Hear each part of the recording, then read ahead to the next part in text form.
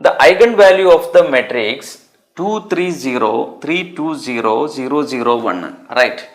So we know that say this is a 3 by 3 matrix, so it has 3 eigenvalues, say lambda 1, lambda 2, lambda 3, right?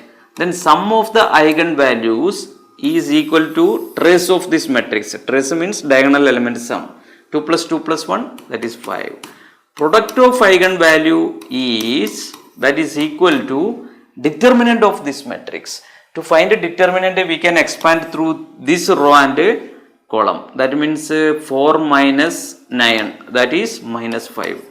Then sum of 5 and product minus 5. Here sum is 5 but product is not minus 5. Then this is not answer.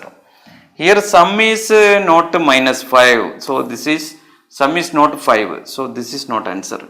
Here sum is 5. Product is what? Minus 5. So this is option correct. Here also, this is also not correct. Sum is not coming as 5. Right? So option C is correct. Right?